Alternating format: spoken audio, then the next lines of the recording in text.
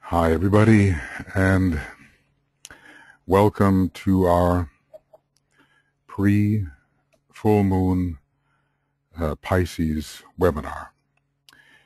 The actual full moon is, well, at least it is for us here, tomorrow, and it is on the 25th here in Europe. It'll probably be the 26th in Australia and New Zealand, and the GMT time for it will be in the evening, 8:26 and 3 seconds, GMT Universal Time. So we're just a little under 24 hours from the time of the actual full moon. Here we are in the final sign of the zodiac. The 12, interestingly, the 1 and the 2 coming together in the 12, and the rays that are coming through Pisces are especially the 2nd and the 1st, coming through the planetary rulers of Pisces, that is. And we have here in the Pisces banner the initial Jupiter ruler, a sacred planet for the Orthodox level.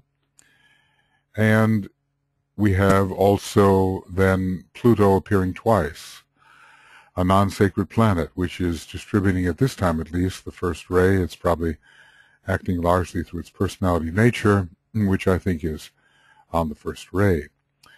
As well, the planet Neptune is very important. It's not depicted here, but it has a special connection with Pisces as far as the human hierarchy is concerned, as far as humanity is concerned. And interestingly enough, Neptune is a great second-rate planet monadically. When it comes to the rays coming actually through the sign itself, or the constellation, there's the second ray of love, wisdom, and the sixth ray of devotion and idealism. So the first ray, the second ray, and the sixth ray are very strong in this particular sign. It has this beautiful mantra connected with it. I leave the Father's home, and turning back I save. And this, who is the I here, it's pretty much the pilgrim, the divine pilgrim, or the monad that has at once gone forth and yet stayed at home. This is sort of the mystery. It's a bit like having a candle lit and lighting another candle, and the original candle from which you lit does not go out, but the other candle carries the flame down into the lower world. So we are really, every step of the way, we are essentially the monad, or the inner being, and we begin to come back to ourselves and realize that we are prodigal sons and daughters in the far country. We have left the Father's home without really leaving it. That's the mystery. And we return unto ourselves and complete the U, as it were, the U of descent and reascent, and return to the Father's home, which is the monadic plane itself. And meanwhile, we try to take as many of the red cattle of Geryon with us, which means people who are still under the color red, as far as they're under the Martian influence as far as their personality and their astral body is concerned, and the red must turn to rose. Here is the picture, the Joffre picture. It's sort of underwater, isn't it? And has all these flowing qualities. The Father Neptune, who's the god of the sea, and man even looks a bit Neptunian. You find people who have that appearance with a strong Neptune or Pisces. He is holding the two fish in his embrace, and one, as you know, is the fish of soul, and the other is the fish of personality, and they are sort of captive to each other in different ways during the history of the human race. At first, the soul is captivated by the elemental personality. That goes on for the majority of the time, for millions of years, but eventually the soul grows in power and makes the personality its captive. And then this bondage is eventually, Pluto cuts the thread, which binds the two opposing lives together, as it is said. Pluto is a strange planet for Pisces. You wouldn't really get that except in esoteric astrology. But DK has given that final, terminating, lethal understanding of Pluto.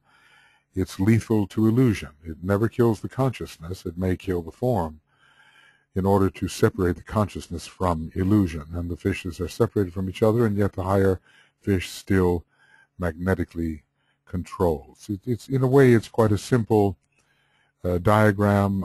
It's a great sign of synthesis. We're told that Pisces takes from all the signs, meaning it synthesizes. Great Jupiter, its ruler, draws all things together into a wholeness, an interrelated wholeness, and the archetype can then be expressed. Finally, we win the day of triumph in Pisces and become the world savior for those who are specifically on that path, and a very high form of the will, shambolic will, self-sacrificial will, self-effacing will, is experienced in this sign. Now, as we have Francis Donnell's images here, I'll just show you the images quickly. The first, I think it's called the chrysalis, and the second has to do with the eye of the soul, which and the sun and the moon and the great geometry surrounding. And Francis has some explanation of these things, and let's look at that, at least in part. And if you get this, we'll send you the link for this, and since it's available on your screen here, you can study it. It's not going away. So he has two images here, and one is called the chrysalis, and a quote from DK on that. In the first cycle of experience upon the wheel, the soul itself is in captivity to substance. It has come down into the prison house of matter and linked itself into form. So the disciple is not fully born. He's not the butterfly yet who is flying free towards the sun at the fourth initiation. He's still very much enclosed in elemental life, and I think, you can kind of see that because the moon, represented here in the upper left, its influence is coming all the way down and seems to generate this chrysalis or cocoon in which the bewildered man who is attempting to think his way out of it is encased. Behind him, in a way, is a figure we can look at as the magician or the solar angel, complete with his liberated kundalini and sort of watching the progress of the man who for millions of years will be encased therein. Let's just see what Francis is saying here about that. The disciple finds himself between the night of the form world and the dawn of soul contact. You saw in the sky the night and the dawn. Through the crisis of death, quote, death of desire, death of the personality, and of all which holds him between the pairs of opposites. Pluto is involved here, and the moon is put to death, or at least the elemental influence is put to death, and it can then be used wisely. Pluto, shown in this image midway between the moon and the dawning light, has shifted this disciple's focus away from the world of form to a place of deep introspection. That's what he's doing in that chrysalis. He is going within and trying to find his truer inner nature. Yet he still does not see the radiance of the higher realms. So here is the moon, of course, and here is tiny Pluto. I always have to laugh at how the astronomers have demoted it to, not quite a planet anymore, not a planetoid, not quite a planet, but anybody for whom Pluto is actively at work will realize its power. And here is the dawn. Here's the night and here's the dawn, and Pluto is making it possible to enter into the true dawn of the soul and the spirit. So, going on. Now, so that is the first image, and it shows that we are a work in progress. There's a process going on here, and we have to liberate ourselves into freedom. We do that with the magical help of the solar angel and with the death-dealing influences of Pluto. And Jupiter here represents all vehicles, interestingly enough. You know, if there is a body, if there is a temple, if there is some kind of encapsulation, we have to remember that Jupiter is exalted in the sign of form, Cancer. And so all of these encapsulations are in a way created by Jupiter, and Pluto brings us through them into greater freedom. And the freedom, in a way, is represented by Neptune, which ultimately represents the freedom of the cosmic astral plane, where true love emanates, the love that we experience in Pisces. I think Pisces is very connected with the sea, just the way Cancer is. Pisces is connected with this cosmic astral plane, where the true redemptive love is understood, and it's the sign most connected with the Christ, who is, should we say, touching in some way or embodying the true love of the cosmic astral plane. So this is a time of love, love and will, love and death, and the death which makes it possible truly to love. So many difficult things have happened in Pisces, and we experience the full karma that is owing in that sign. It is very Plutonic in that respect. Now we have the eye of the soul. So on the reversed, upon the reversed wheel, the soul proceeds to detach itself from the personality and reattach itself in consciousness to the one who sent it forth. Such is the climaxing story of Pisces. And this reattachment, well, the detachment is obviously Pluto, but the reattachment can be seen in Jupiterian terms. It can be also seen in Neptunian terms. It's a planet of great magnetism, which attaches us to the higher energy states and thereby detaches us from the lower ones. So using a different, so let's take a look. This is going to be the second image. And you see the fish, but you'll see many more things here as well. The eye of the soul depicts the next stage of the Pisces process. The eye of the soul is not exactly the third eye. It's even more powerful than the third eye, and it's located closer to the top of the head than the third eye is. A fish, representing the vehicle of personality consciousness, and its rider, the captive soul, have together navigated the waters of the lower quaternary for countless eons. You know, it can take 25 million years to make a truly liberated human being, and maybe the Christ has done it quicker. I mean, he has. Maybe for the rest of us, it will take 25 million years for many, many people. So countless eons, and only the last number of thousands of years are really on the path. So we are captive to the lower quaternary for a long time. Inexorably drawn by his monad, the little one urges his Piscean vehicle, the fish here, to lift itself beyond the watery elements. So you see the fish attempting to rise out of the water, urged on by the little one, the projected soul, the soul in incarnation, the personality. It's rising out of the water. Not yet quite a flying fish, you might say. There's a lot of symbolism in the idea of a flying fish, mastering the element of air rather than being trapped in water. We have a bit the idea there of the astral and Buddhic nature. Okay, so yes, lifting abound the watery element. Together they emerge from the dark waters of substance, but in the rare atmosphere of soul contact, the fish, which is the personality itself, occultly dies. It dies in the air, interestingly enough, right? Fishes tend to do that, right? So if you look closely, he says, you'll see the night sky filled with those fish who have gone before. This represents the transformative agency of Pluto, for as DK says, Pluto never destroys the consciousness aspect. And if we look at this, you know, I kind of struggled hard to see it, but it is there. The night sky is filled with many ethereal fish who have, in a way, ascended into the air. So the soul in incarnation is retracted out of the personality into the higher and intuitive realms. And the astral Buddhic connection, the intuitive connection, is very strong. The geometry this month is the point within the triangle, which DK tells us represents the Christ himself. Well, yes, or, you know, Sanat Kumara in the middle of the Buddhas of activity and so forth. It's always the tetrahedron. That's what the point in the triangle is, and the Christ is one of the great ones. Each one of us really is a monadic point within our monadic triangle. So take a look at the image.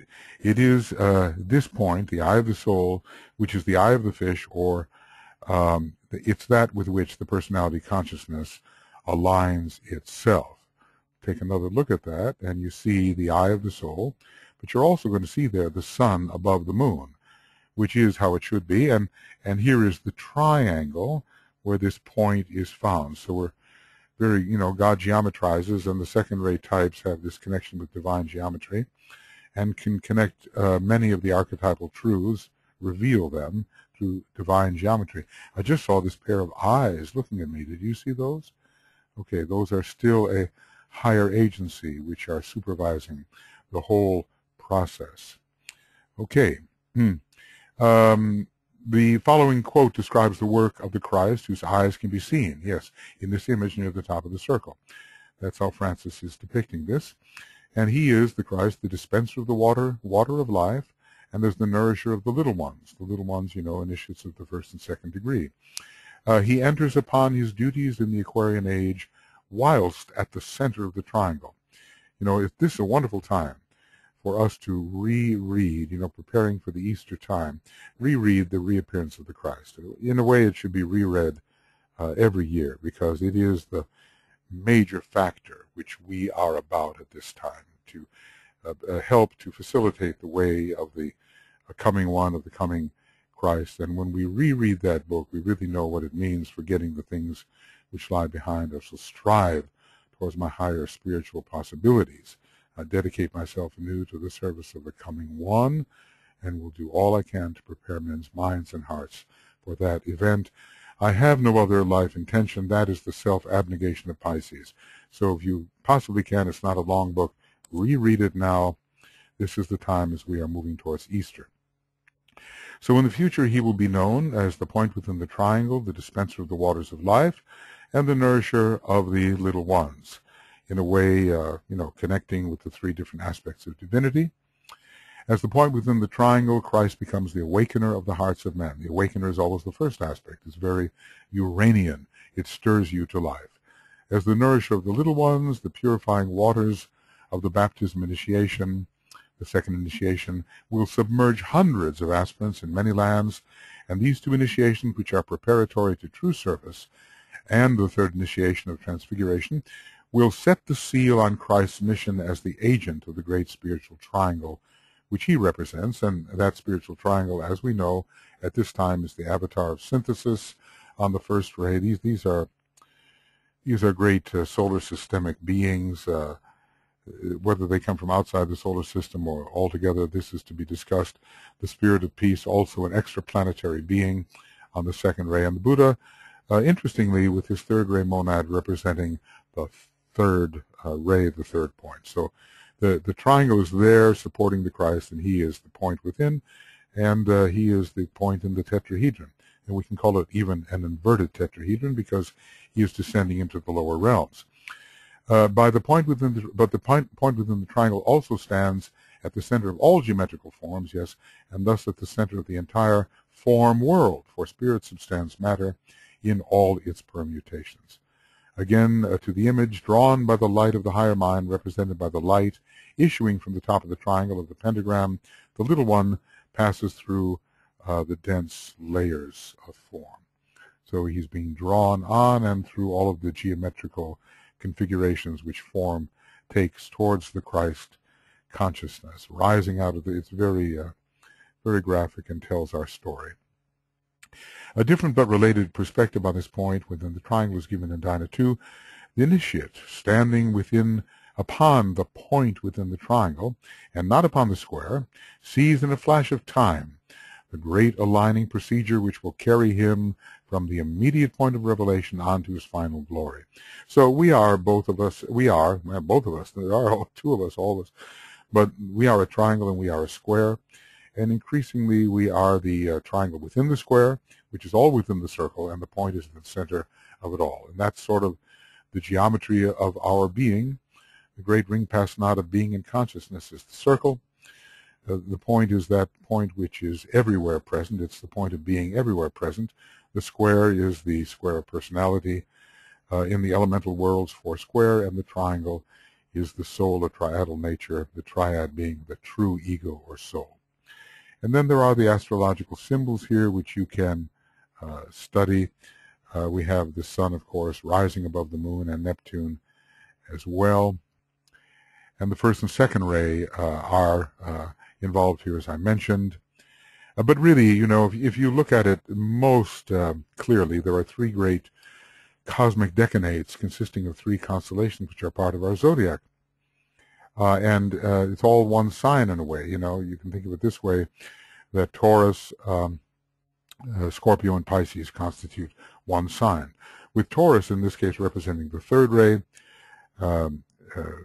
Scorpio the first ray, the Herculean sign, and then Pisces, the greatest of the Christ signs, really archetypally, even though Virgo at this time brings in more of the Christ force.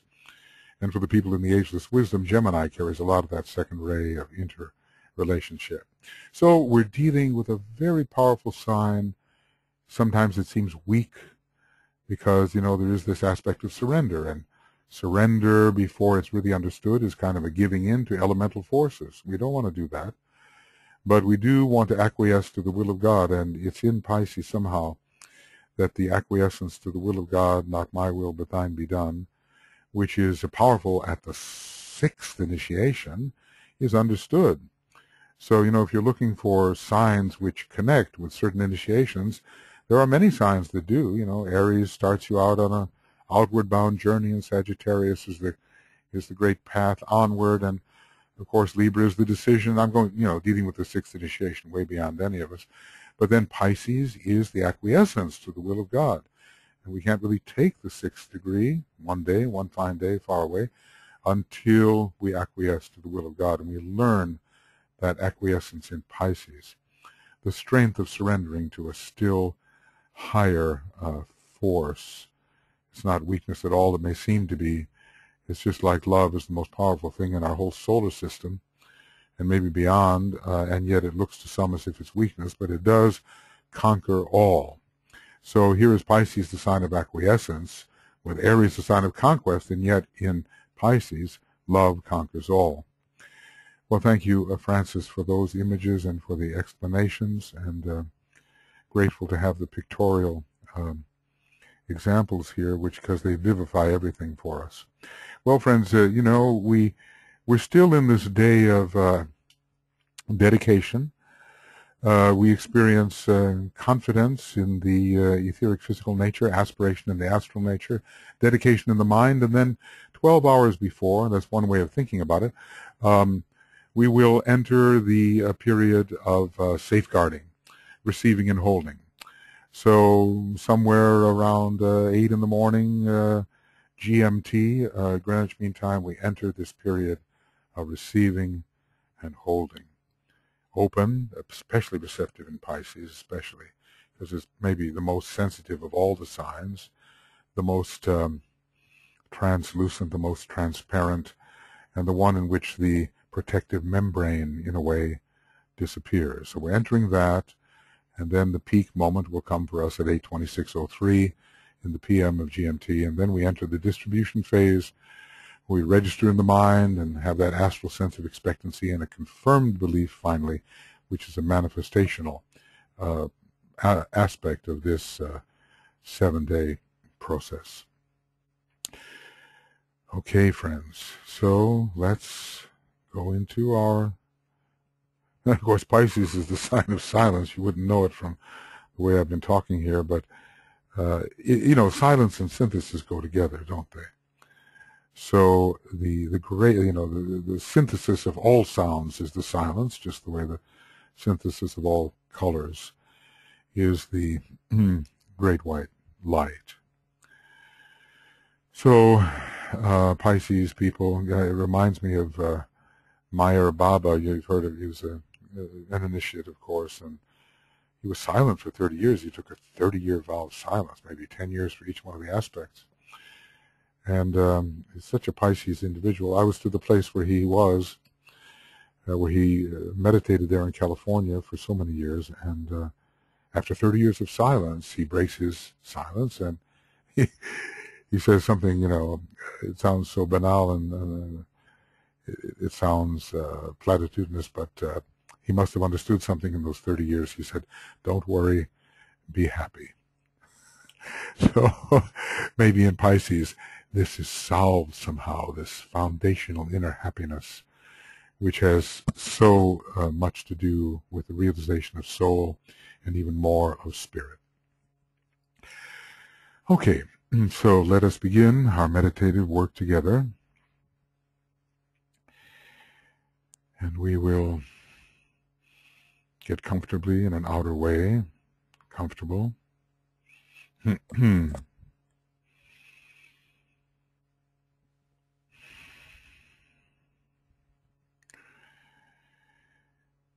have all of the three vehicles in a state of quiet and yet poise.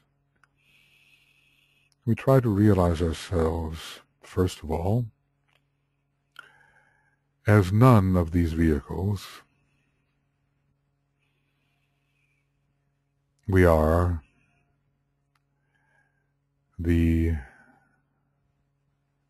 soul in incarnation. We are consciousness immersed in the vehicles in such a way that that's usually what we see. The activity and the impressions of the vehicles. But as we negate them, withdraw from them, we leave behind those insistent impressions.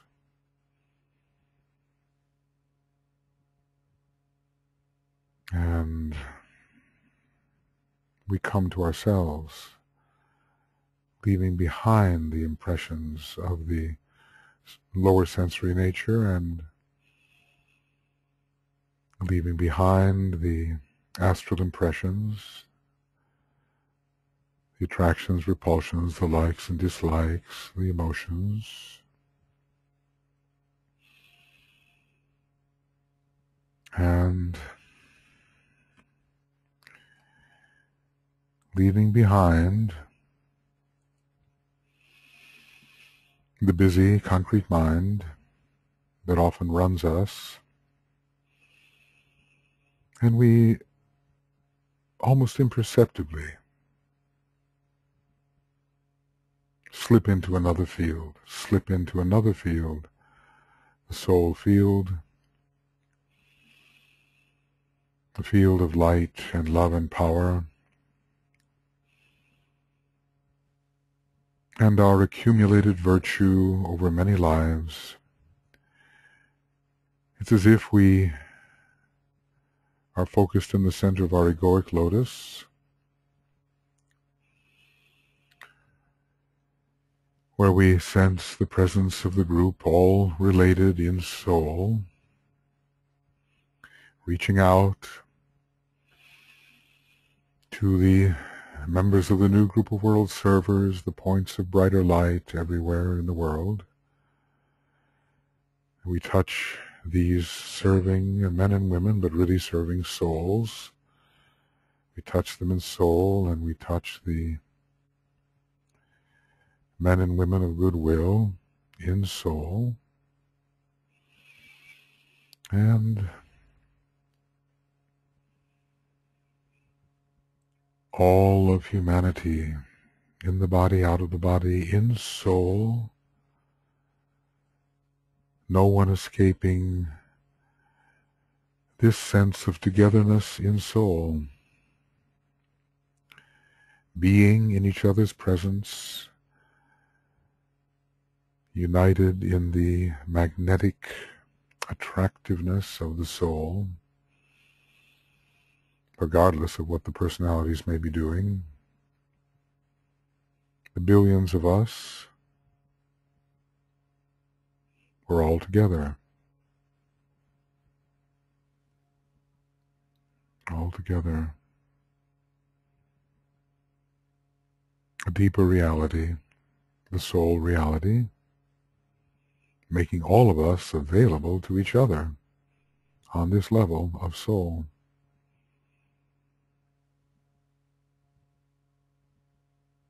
as if the billions are one being, which they are, humanity, the one humanity, without artificial boundaries. There may be qualitative distinctions, but no artificial boundaries and separations, and we try to take deep within the heart and mind the little mantram, naught is but me, the great me, which is the one soul, the one being of humanity.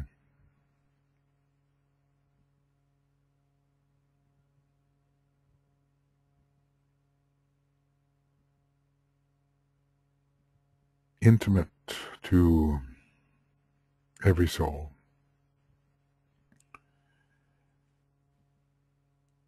The one eye is seeing all the many eyes,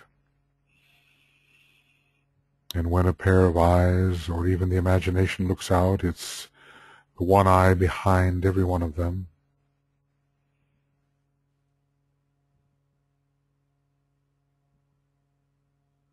Naught is but me. Naught is but me. So we're in the oneness of humanity, in the one soul of humanity, at least in imagination.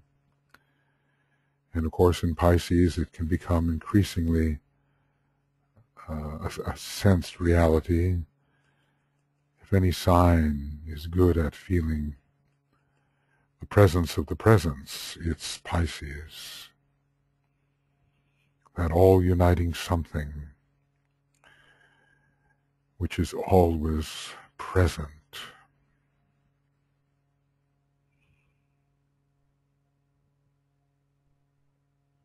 And holding that presence, being that presence, regardless of variety and change, that's the thing to achieve.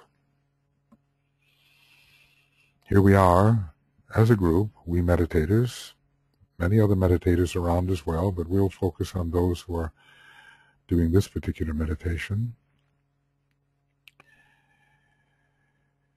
We are focused in the increasingly soul-illumined mind and with a sense of relationship. And at this point of tension, within the illumined mind and with the heart open, we feel the intensification of that point of mental tension. Within the fire of mind, focused within the head's clear light, let the group stand. Not lower mind, but the influence of soul mind. Let the group stand. And the will strengthens this point.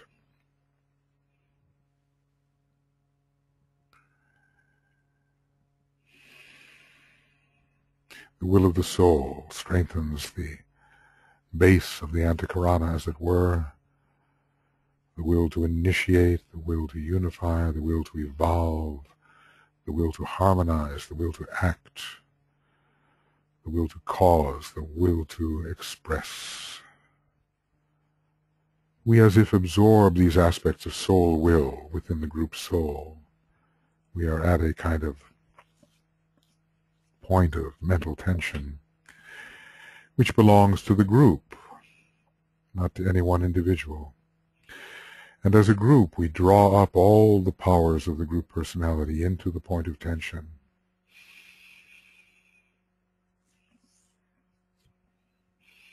We imagine the rainbow bridge, the bridge of light. Use the colors of your soul and personality ray, or use indigo if you don't know those colors. First ray red, second ray indigo, third ray green, fourth ray yellow, fifth ray brilliant orange, sixth ray silvery rose or blue, and seventh ray violet. Feel, imagine the two colors of your rainbow bridge.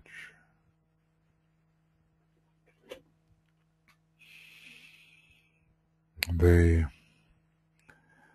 pictorially seem to rise toward the mental, from the mental unit towards the monastic permanent atom.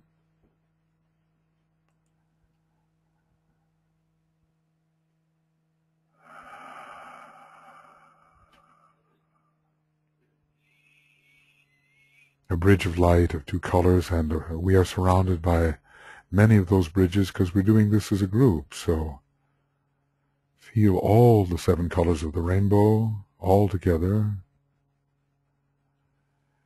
We can imagine it rising, touching those tiny points, powerful points, the monastic permanent atom and the abstract mental field, the Buddhic permanent atom and the intuitive field, the atmic permanent atom and the field of spiritual will. So we enter a more planetary space, because when you enter the spiritual triad, your identity becomes planetary. It's a trans-individual state. We are planetary beings. We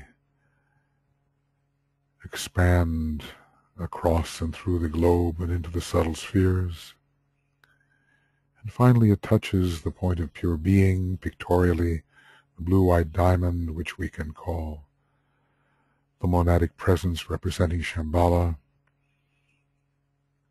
All the colors ending in the blue-white diamond. Being. The sense of the intensification of being.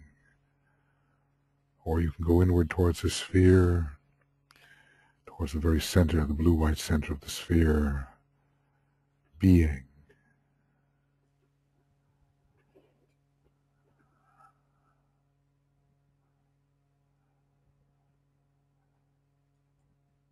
Intensification of being. And across this rainbow bridge, we imagine a flash of brilliant lightning light. It represents the mantram, I see the greatest light, the great synthetic second-ray mantram, word of power. We'll sound the Om 3 times externally while we think the flash, connecting the lowest and the highest. We think, I see the greatest light.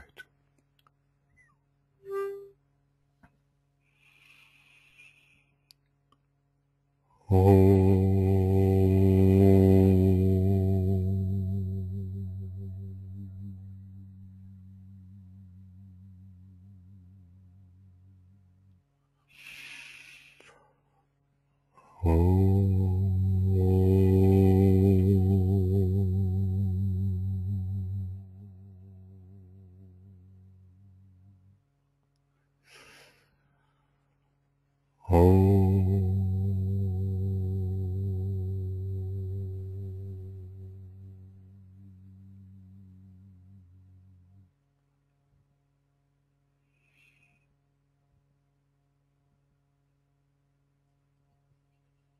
We are at least imaginatively touching the realms of being, the purpose,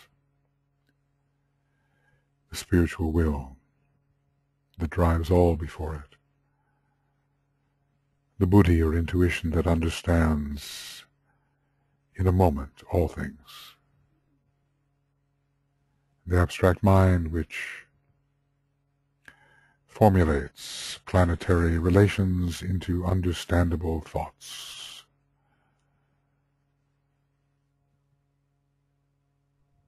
And in this supra-individual state, this group state, this ashramic state, the masters are as if presences there, presences. We are in their realm.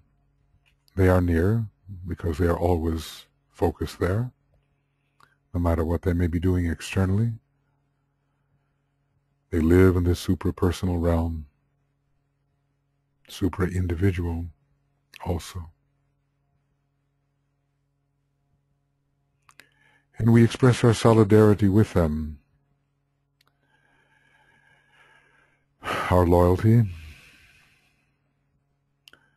our service, our comradeship, our intent to serve their plans. And we'll do this through the salutations which appeared in some of DK's early meditations. And so, with heartfelt gratitude, we offer our salutations to the Masters and the head of the hierarchy of the Christ.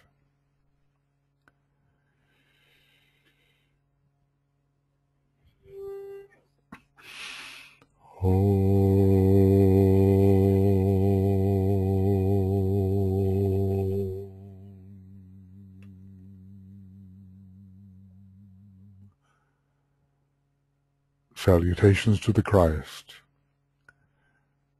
the Master of all Masters.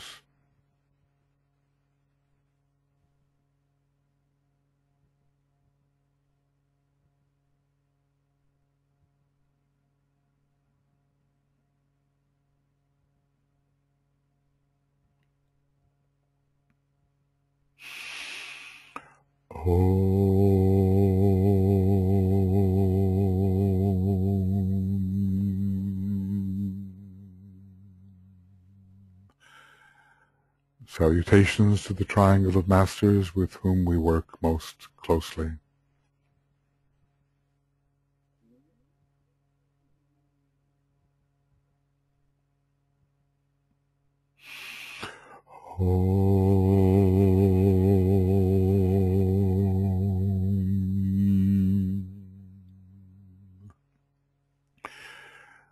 Salutations to the Master Morya, the head of all esoteric schools and organizations.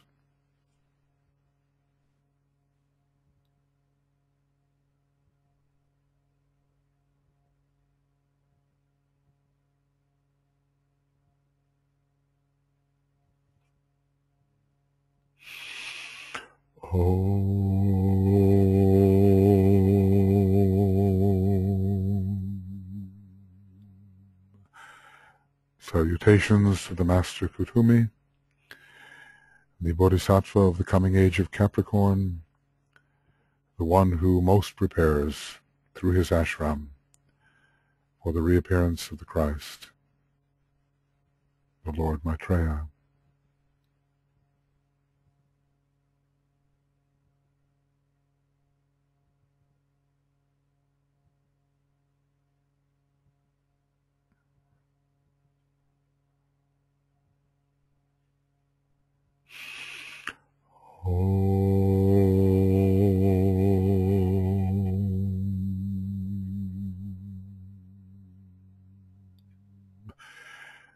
Salutations to the Master Kul, who has given us the blue books and who is preparing aspirants for the process of initiation.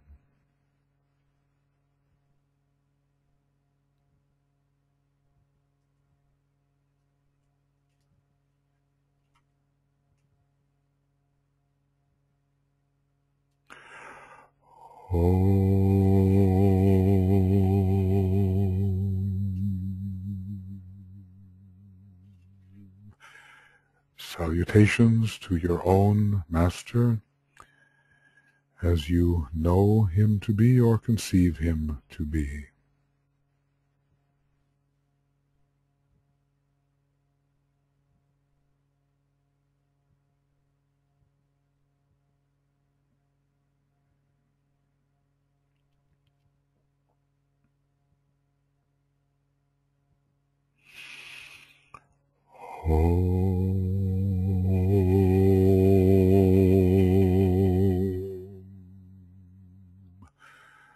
Salutations to the entire spiritual hierarchy of our planet, the Society of Organized and Illumined Minds.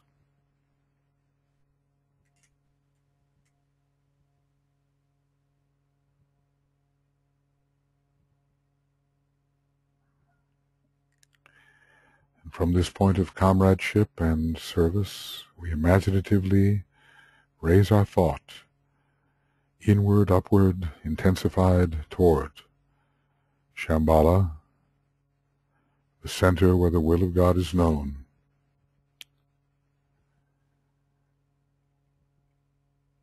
And then, with deepest reverence and in all humility, we attempt, identified as a group soul,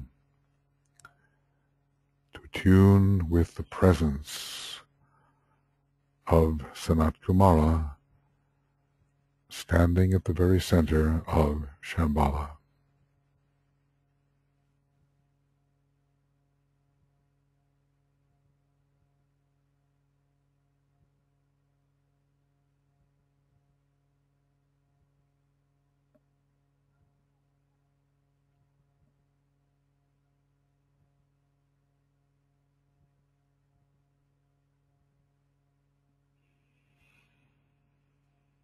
We sound internally a long, silent Om,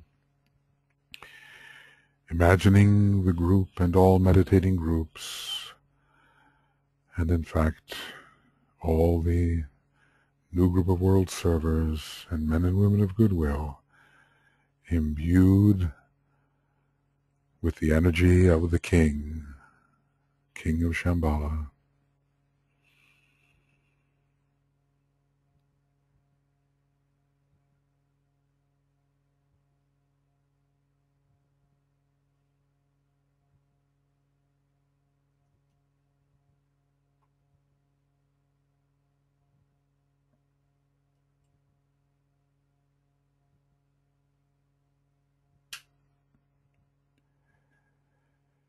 The energies are coming together in Shambhala under the law of assembly, and we can now begin to access them.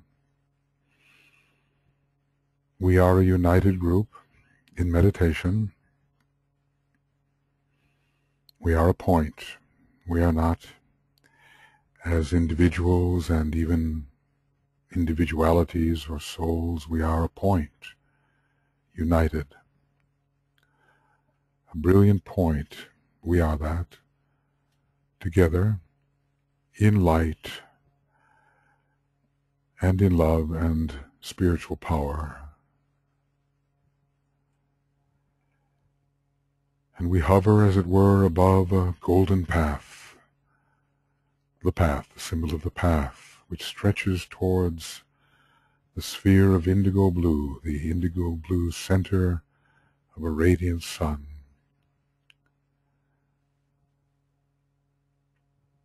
We're going inward still further as the path shortens, and we together move with the path, upon the path, as it were, and the path is retracted into the indigo blue sun, and here we are, imaginatively in the indigo blue sun. And here it is that the supportive consciousness of Master DK can be felt. He, the expert in planetary, solar, hierarchical energies, and we, as the group soul being, the point, are as if together an outpost of his conscious understanding of these energies, which are very real, very present, and which have to be understood, invoked, received, distributed.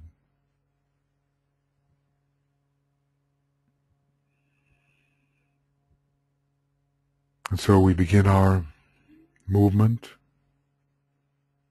as the united soul group being.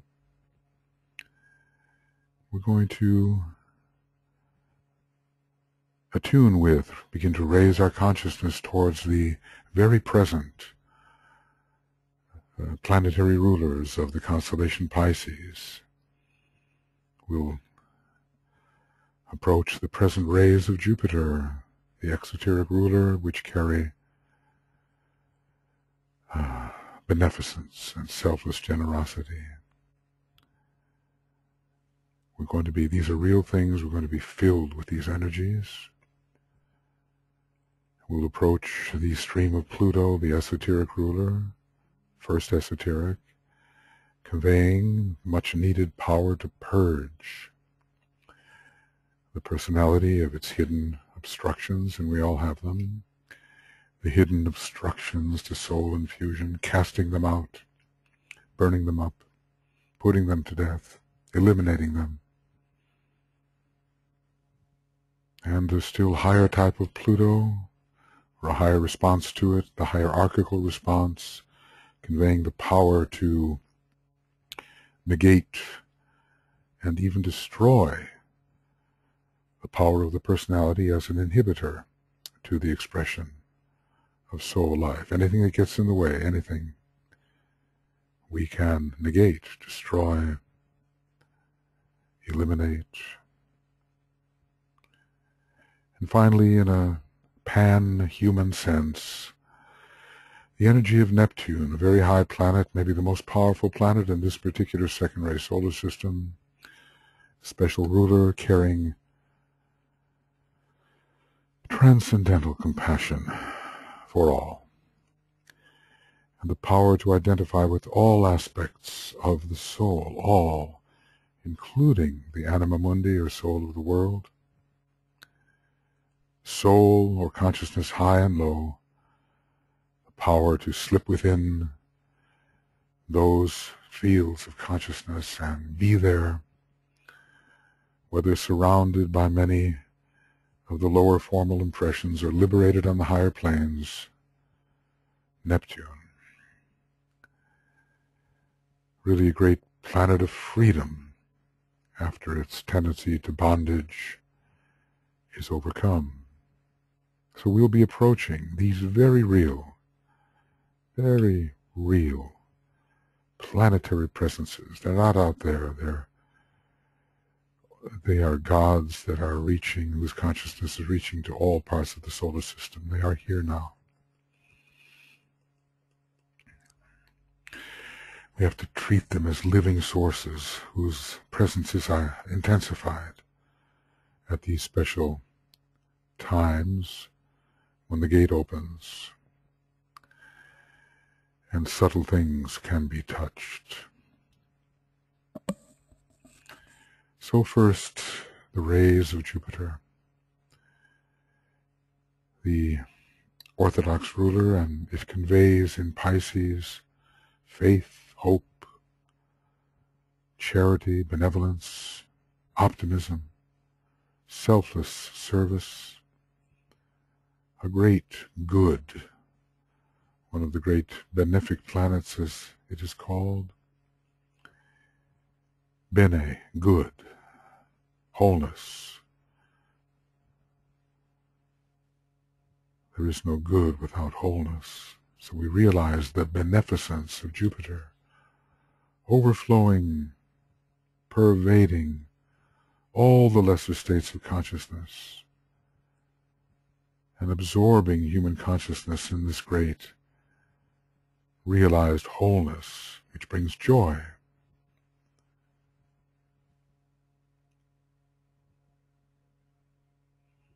The royal blue-purple of Jupiter before us.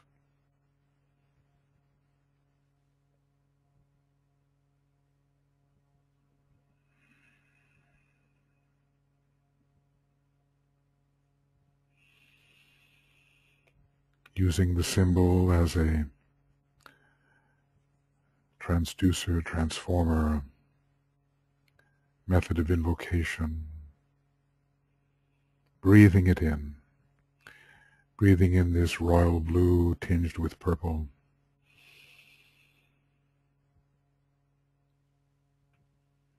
the one who fulfills all the good. We have so much good in us waiting to be fulfilled.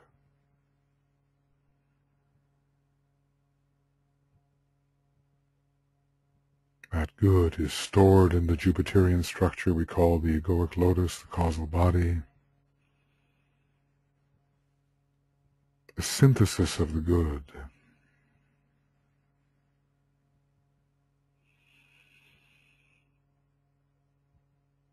Under Jupiter, all our qualities aspecting each other in such a way that they enhance each other, and the good is magnified. The inner Lord is magnified through Jupiter, enlarged.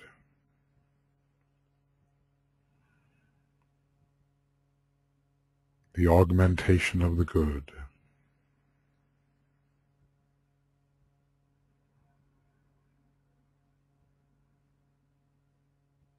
The impression comes to us as a group. We breathe it in because the group needs it. Where does the group need the blessing of Jupiter? Focus your eyes on your group and groups. Where is this blessing of bountiful Jupiter, the planet of life more abundant? Where is it needed?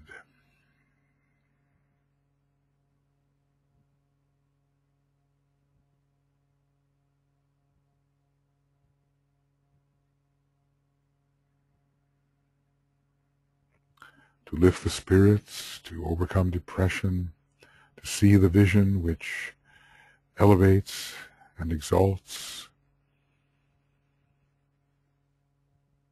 bringing a resounding joy, connected with the monad where Jupiter rules.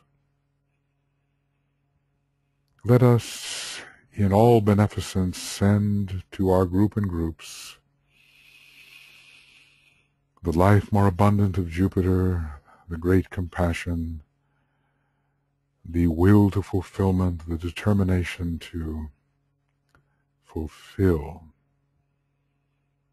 those who must be fulfilled, and ourselves along the way. So we bless 3 times through the Om in the group, the fulfilling power of Jupiter, where the goodness of life is realized.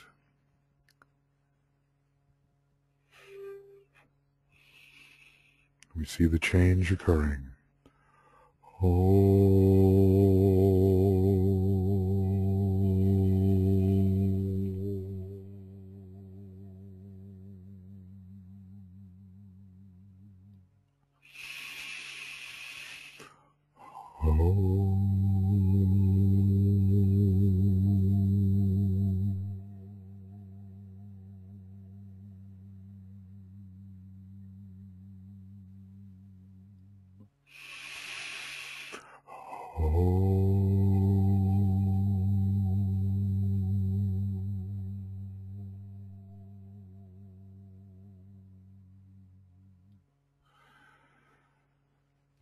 So many places that need fulfillment and people who need fulfillment, and we contribute to it through the bountiful compassion of Jupiter in Pisces. Jupiter in relation to Pisces.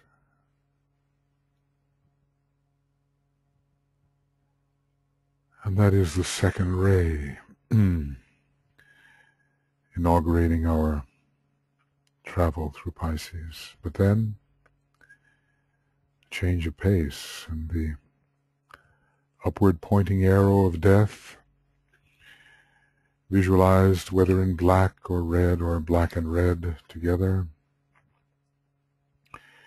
The upward pointing arrow of death, which DK tells us is the true symbol of Pluto.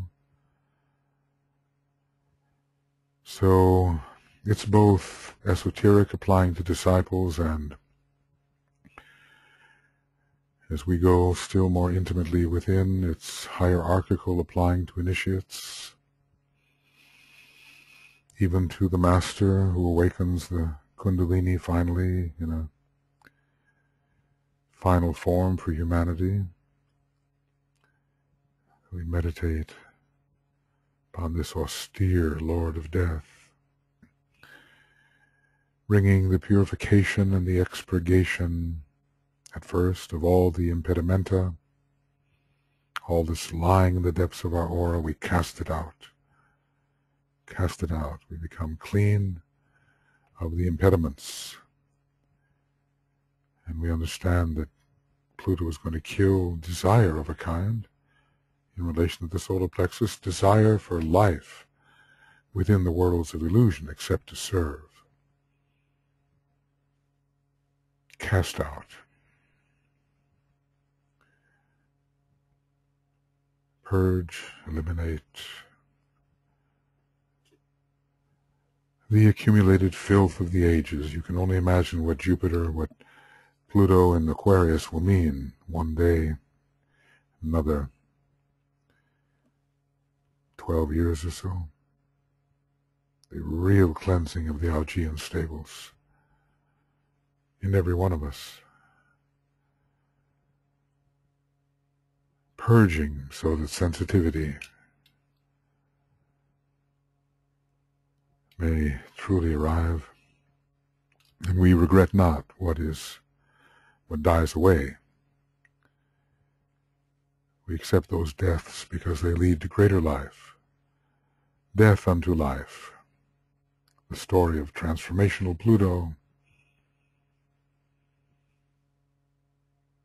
in the sign of consummation, Pisces. But it doesn't stop there.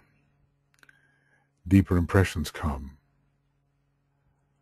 It acts as an agent, Pluto does, of the spiritual triad and the monad, which will obliterate the lesser attachments, cutting away and destroying all the limiting ties that bind the soul to time and to space, killing illusion. Time and space are such pervasive illusions, we take them for realities. But something happens, a veil lifts, a veil is rent.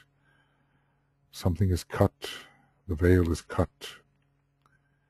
rent, and something new appears suddenly, releasing us into timelessness and spacelessness, non-locality, the non-locality of the spiritual triad, making us die to the illusions of these lower three worlds.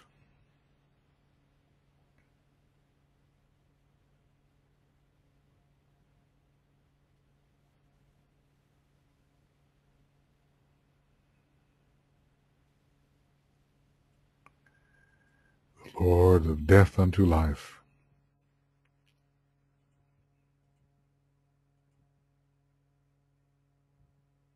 We don't like to face it. Face Pluto on his jet black throne. We don't like that. Personality doesn't like that. But the spirit likes it very well, because Pluto has so much to do with Shambhala.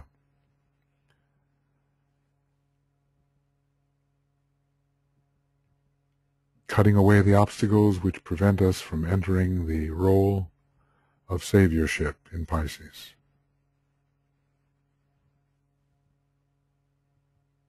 Very bitter to drink the poison, to feel the poison arrow, very bitter, but liberating.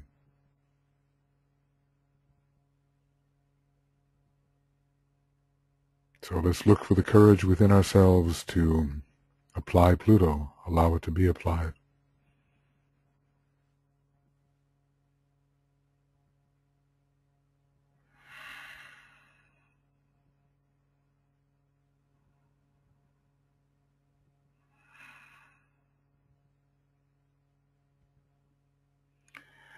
And applied within the group context, where under the triadal fire we have to stand steady and not give in to the usual group fatalities which are caused by personal reaction. Have to stand steady in this purifying fire.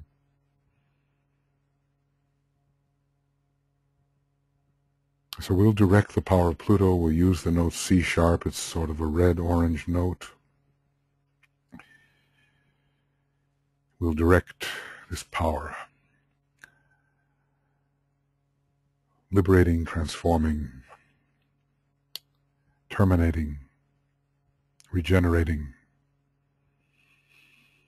having a new birth, the end and the beginning, because Pluto rules in interesting ways both Pisces and is closely related to Aries.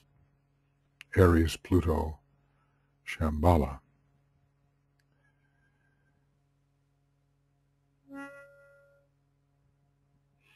Directed into the group.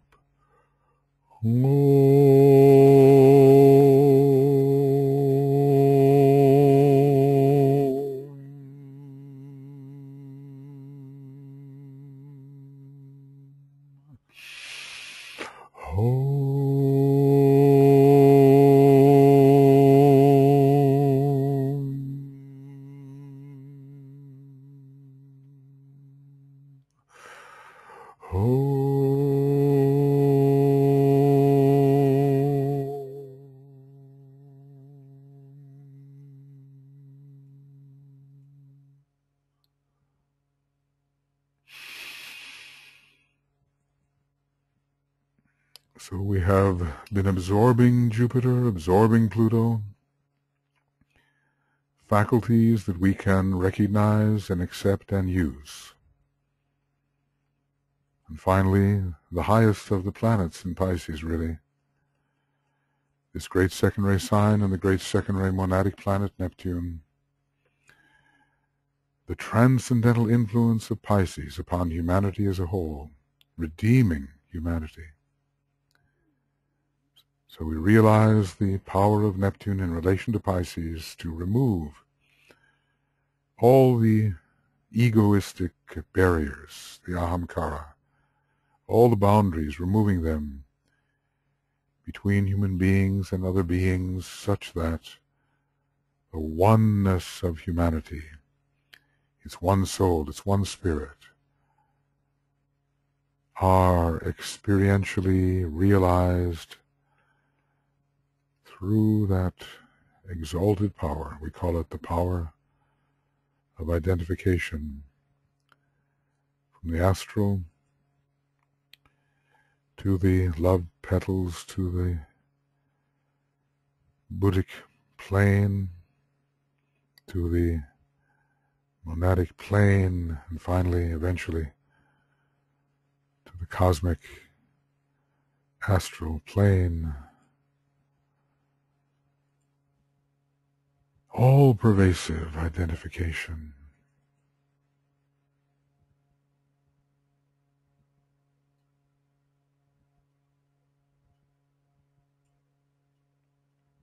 The veils wear thin. The membranes become increasingly osmotic.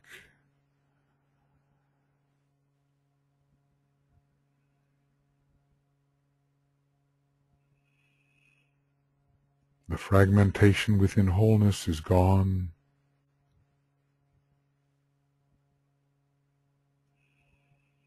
Harmlessness is the life expression of the man who realizes himself to be everywhere.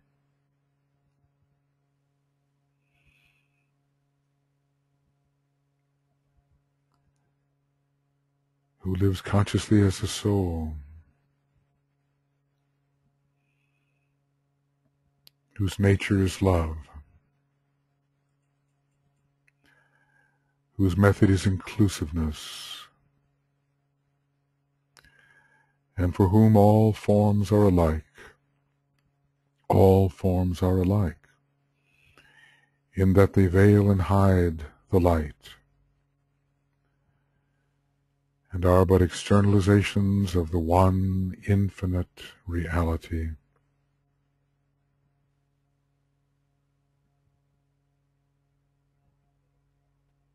Neptune.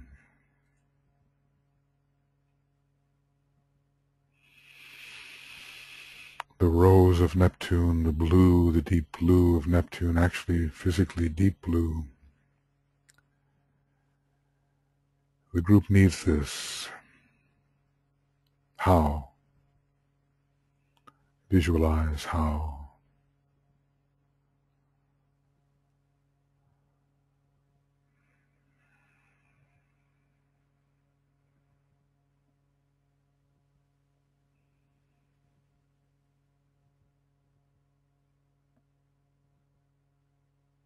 These days ahead will be Neptunian days if we respond to the deepest potentials of Pisces.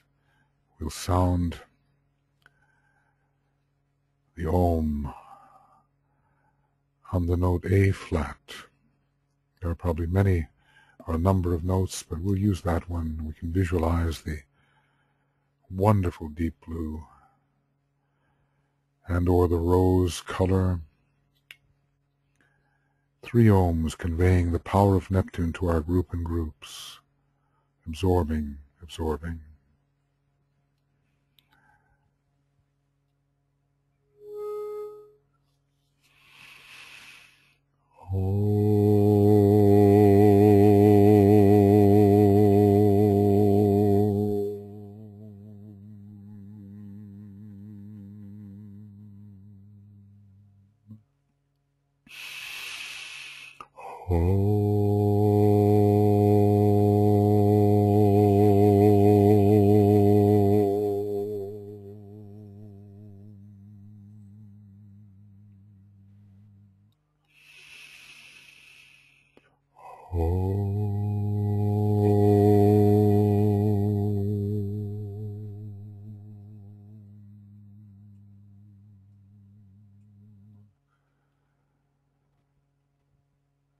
So, 3 planetary streams.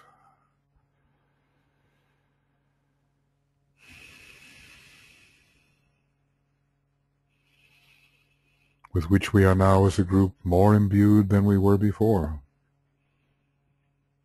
and can wield them in the coming day and in the coming days. This planet of exquisite sensitivity, that's what Pisces gives us, and Neptune is the means. And so there's so much about the second initiation here, and even the 4th. But we'll raise our imagination to the great blue logos. Yellow because of the 4th ray, but deeply interiorly blue, probably because of an ultimate second ray monad. Raising it, our consciousness, to the all-pervading blue logos. Feel the great second ray uniting us all, uniting every being in cosmos. This ray of love wisdom passing through all the planes, through the monads and souls and every personality and every lower form, every cell and atom on this planet. The great heart of love, love wisdom, making us all brothers and sisters in the sun. The monad is that which finds its home within the sun. We're in that great sea of love wisdom. And Neptune brings the solar flames from the heart of the sun. Pisces, a great sign for the heart of the sun, along with Leo. We're in the one solar God, the great transformer, the center of the hourglass.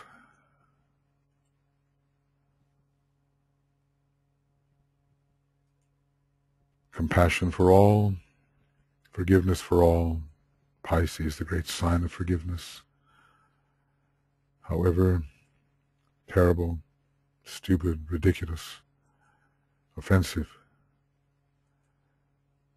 people grow out of it, forms grow out of it. Forgiveness is of the heart of the sun and of the spirit.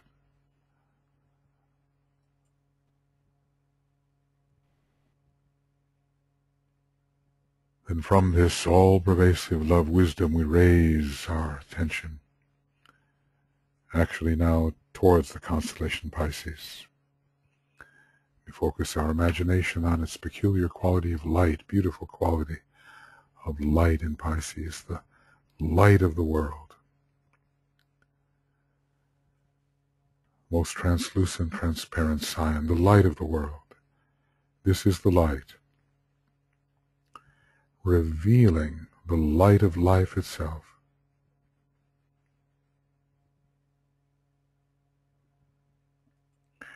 And it ends forever the darkness of matter.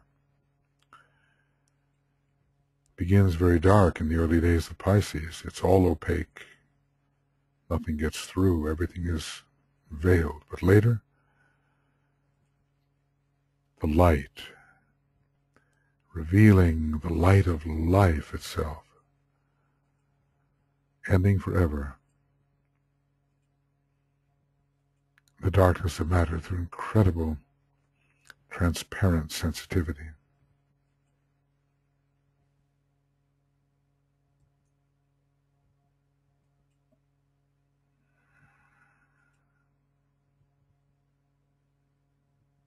What an opportunity we have at this time to see things translucent, to see things transparent,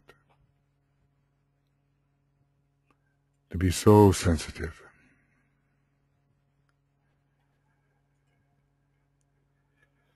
That the barriers of illusion are dissolved. And instead of living in a tiny, darkened chamber, we take the whole lighted sphere to be our home.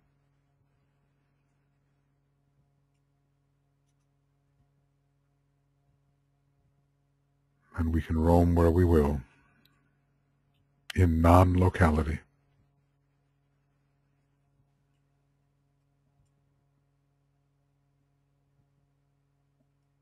Here and there the same.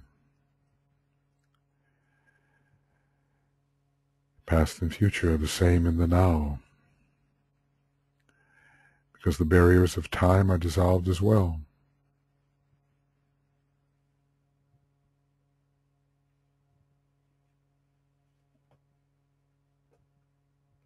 And then, in this sense of light, we raise,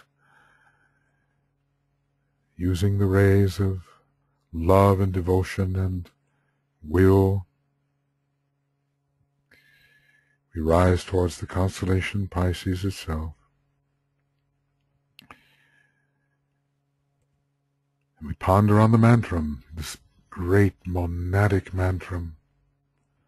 When we begin to realize ourselves as spirit, I leave the Father's home, and turning back I save. The esoteric meaning, long ago we left, long ago, and yet we did not leave. We left and we did not leave. Part of us left. The jiva, it left. The pilgrim. But the pilgrim turns back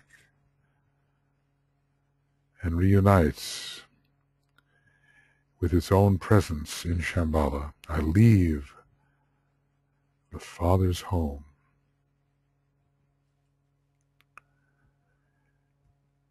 And turning back, I save. And we'll meditate in silence.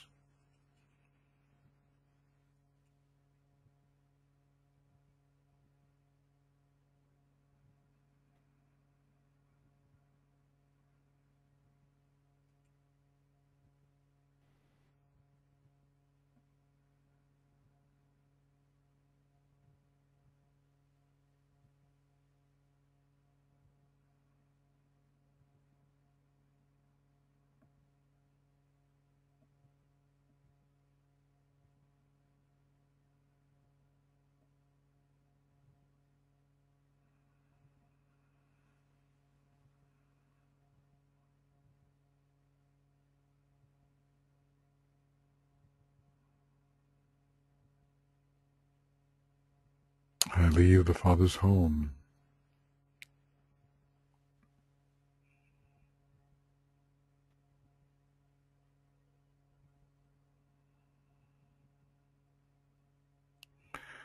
and turning back, I save.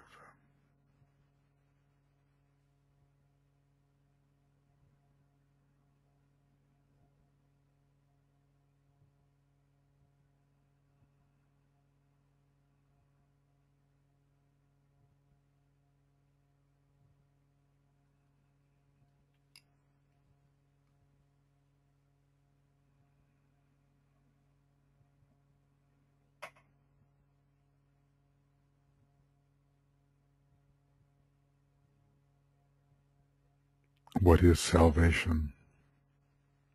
To tread the path of salvation.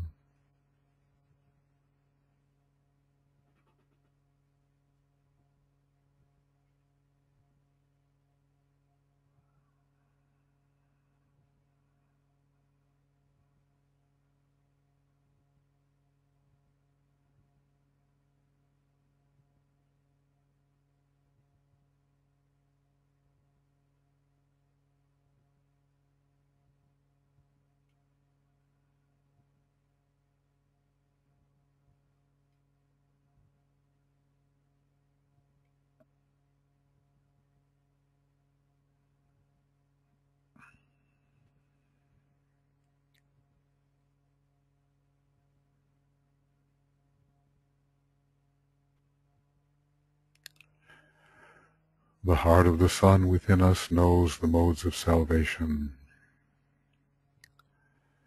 I leave the Father's home, and turning back, I save.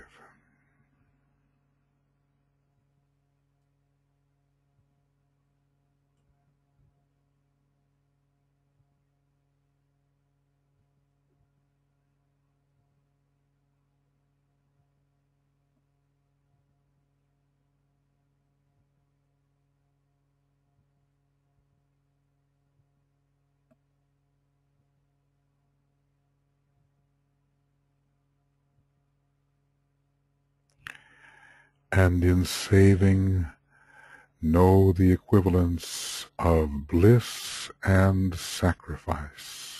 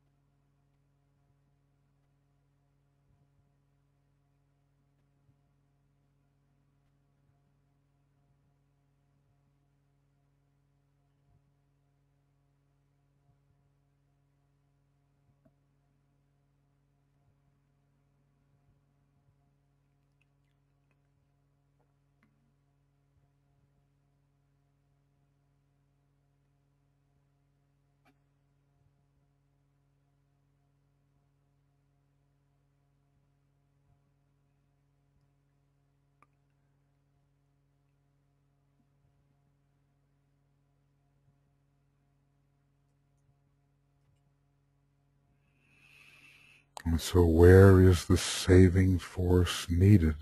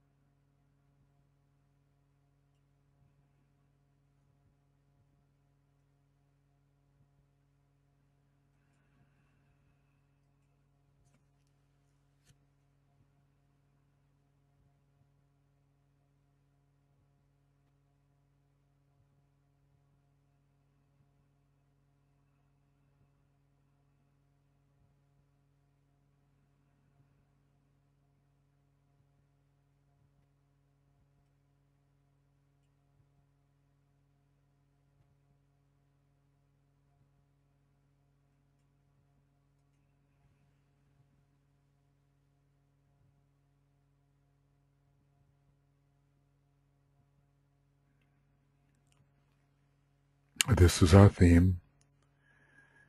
We intensify this theme as we approach the full moon, some 23 hours from now, perhaps, a little bit less. To be sensitive to where the saving force can be applied and how it can be applied, because the intuition, the heart, knows how it can be applied. No one can teach this except the intuition, the inner teacher.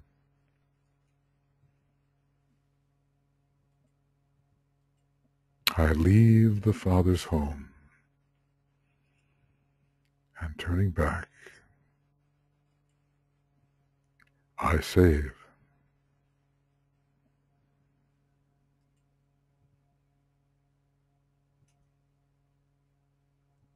This path of the world Savior, not all tread it, but some, everyone can find out something about it during the Pisces times. The self-abnegation required, the sacrifice required to eliminate that concentration of lower ego at the center of the field of consciousness. That's self-effacement. And then reality appears.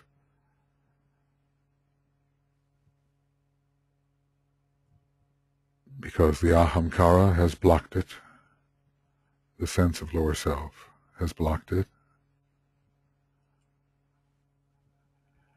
And then when that ego, lower ego, disappears, we'll know in our own little ways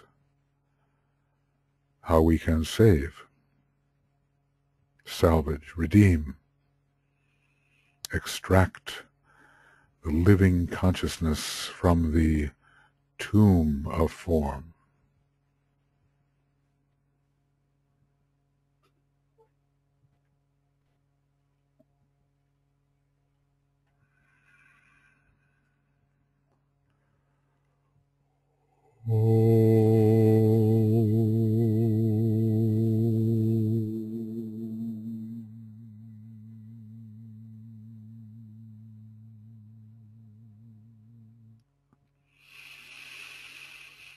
We stand within a great alignment as a group, as members of the new group of world servers, as the men and women of goodwill, ultimately the planet, in a great alignment at this time.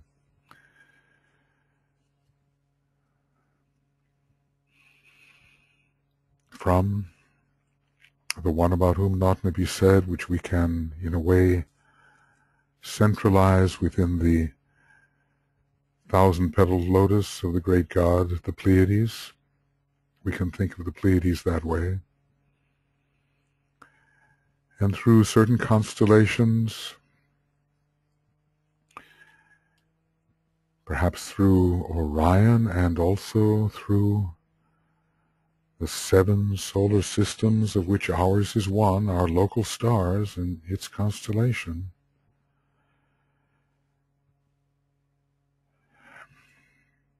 thence to the constellation Pisces,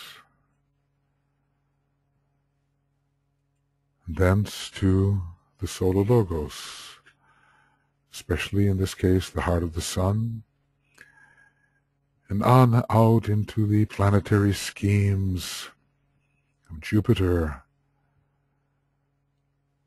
Pluto, Neptune, and towards the earth, the receiver, under the law of assembly in Shambhala of these energies, brought into Shambhala and distributed widely to every monad, every soul, every personality, through every chakra, anchored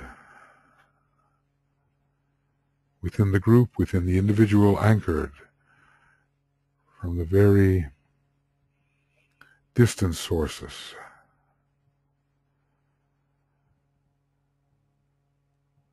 until anchored right here. And we become filled with these ray energies and the constellational energies, or the devas that transmit them, making it possible. I leave the Father's home, and turning back I save. The serving, saving group, our group, other groups, the new group of world servers, looking out at the world now, seeing this distressed humanity, and where the saving is needed. Where do you think? Imagine, where is the saving force of the three rays needed? Look into the world. You can choose your own particular area of needed salvation. There's so many areas of need. Look what's happening in the Middle East. Look at how women are treated. Look at how children are treated.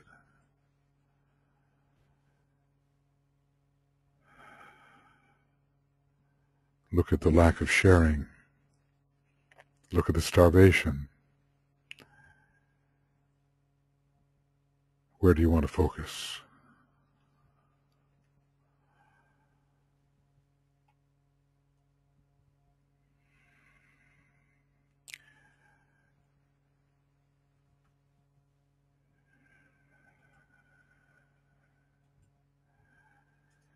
And where you have focused, we as a group will direct a great stream of healing force, mostly on the blue,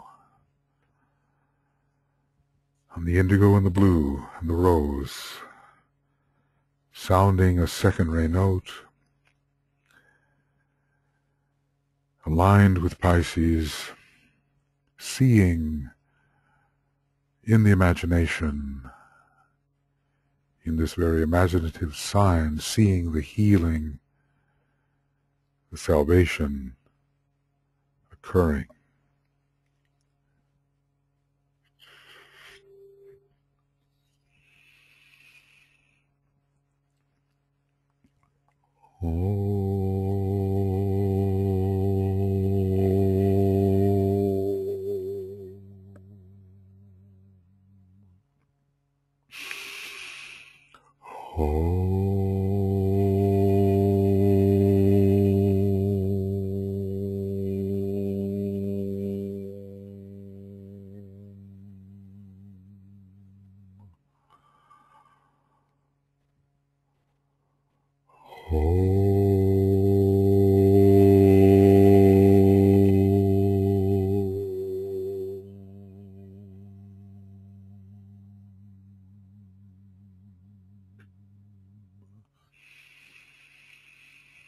And we'll keep this up, we'll keep this blessing going during the approach to the full moon and following. We'll keep the blessing going and see the saving force at work, and use your imagination because it's such a tool of the soul and spirit. No matter where you are and no matter what the circumstances are, you can create your inner world of effective magic, effective influence, distributing the energies where needed through the imagination. You can do that. And so in this alignment, where we're calling upon the light, love, and power of the soul through the great invocation, we imagine world redemption occurring under the saving force. We imagine this. And we'll sound together the great invocation, followed by the sacred word 3 times on a second ray note. We'll use what I consider to be the blue note, the Jupiter note, the note G, the great note G.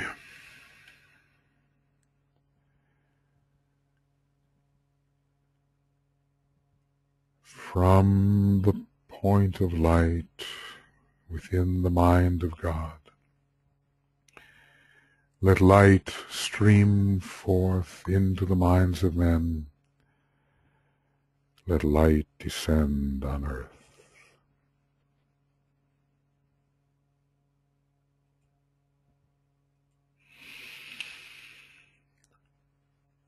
from the point of love within the heart of God, let love stream forth into the hearts of men.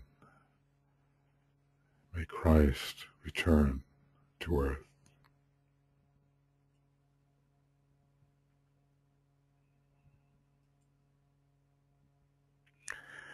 From the center where the will of God is known, let purpose guide the little wills of men, the purpose which the masters know and serve.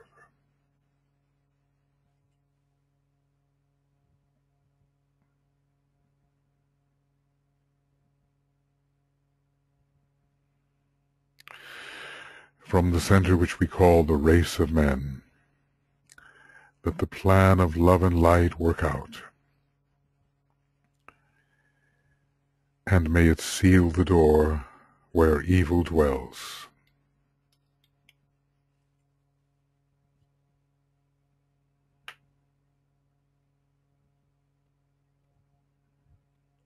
Let light and love and power restore the plan on earth.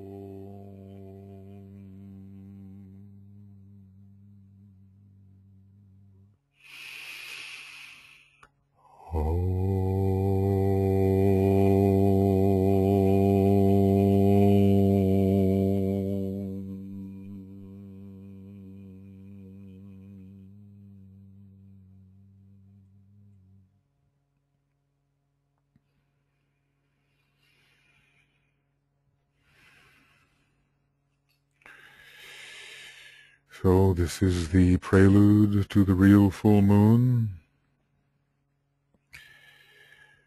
Another little more than 22 hours. Keep the intensity, keep the point of tension, keep the saving force going. Use the imagination. The actual time, GMT, in the evening, 8:26:03 p.m. And let's make this period very sensitive, very receptive, very filled with loving understanding and the saving force. I want to thank you all for joining us, and we'll try to get this out to you as soon as you can, as soon as we can. So in case you want to use it for days of distribution or any other factor, we'll have it to you, and any other meditations we may be doing, we'll get to you hopefully in time for you to participate. So good night, good day, good morning, everybody, and let's we are moving in now to the important period. So have a great meditation at the time of the full moon, and we'll be, what do we say? We'll be being with you. We'll be seeing you, we'll be being with you. Okay, in the presence. Okay. Thank you, everyone, and that'll be it for this pre-full moon webinar. Good night.